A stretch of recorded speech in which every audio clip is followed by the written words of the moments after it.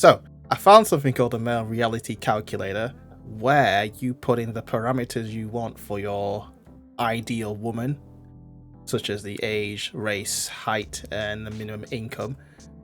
And using the US Census Bureau and National Center for Health Statistics, it shows you the percentage of women who actually fit your criteria. I also figured out there was a female delusion calculator as well. I like how it's called the female delusion calculator and the men's is called the male reality calculator, but it is the exact same concept. They put in their parameters, age, race, height, income, and they find the percentage of guys who fit that criteria. One thing that's interesting about when I first approached this page is that everything here is a preset parameter. So I have not altered anything. This is just how it started. So the age automatically assumed for the female delusion calculator is 20 to 40 for men. Race, any race, they don't care. Height, 6 foot. So it's also already assuming that women want a guy who's at least 6 foot. And for minimum income, they expect a guy to already make 80k. This is what the site has already set off. Now for the men's calculator, it automatically starts at 18 to 29, so it already starts lower than the females. Race is left blank, and the height is set at 4'11" to 5'8", and the minimum income is 0. Anyway, I'm going to put in the parameters for women around my age, and I want to see the percentage of women in the US that fit that criteria. So let's start. Age 18 to 29. Well, actually 21 lowest and 26 highest, because I am actually within this range gap. So I would prefer someone not too much older than me. Exclude married. Definitely, I don't want to be involved in some affairs. Exclude mothers. Yes, I do not have kids, so the idea of dating someone who already has kids automatically crosses that off the board. Race, that I don't really care about, to be honest. So for height, I think I could put it as 5'3". I'm not sure. How tall is 5'3"? 160 centimeters. What about 5'2"? Yeah, you know what? 5'2". I could go down there. And max height was 5'9". We'll go 5'10". Exclude obese.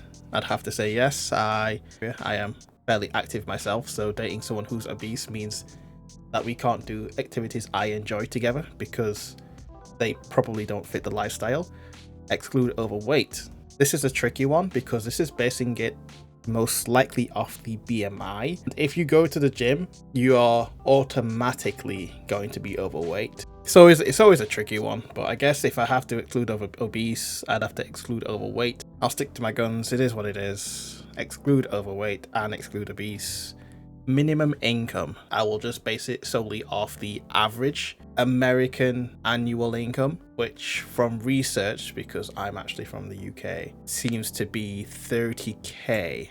Which from research seems to be 30k, so I'll base it off the slightly lower than the average income actually, so I'll make it 25k. To recap my preferences: not married, no children, any race between 5'2" and 5'10", not overweight, and earning at least $25,000 a year. The probability of meeting someone like that in the US is on 21 to 26, 6.35%.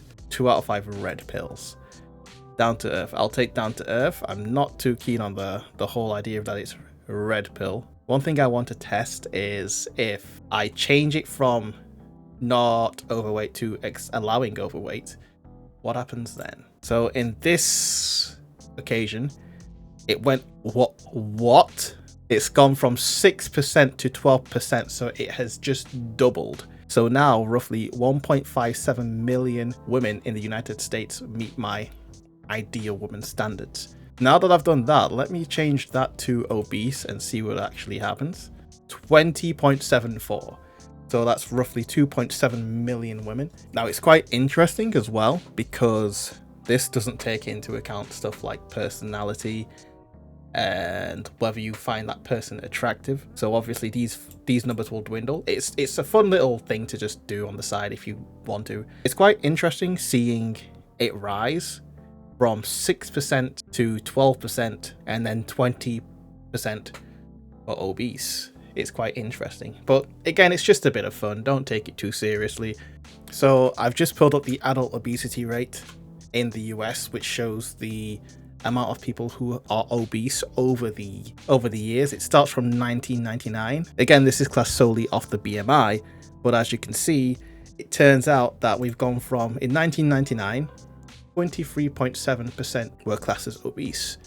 And now if we zoom out a bit, you can see that that number has actually started to rise over the years and has been on an upward trajectory up until this year. It's understandable that quite a lot of people went through it during 2020, 2021, but now 33% of the adult population in the US is classed as obese, which is quite scary.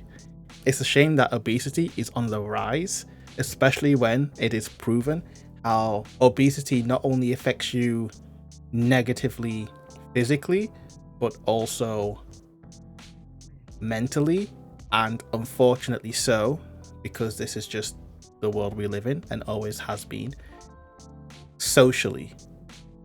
But it's been quite a fun little thing to look at and quite eye-opening as well in the same time.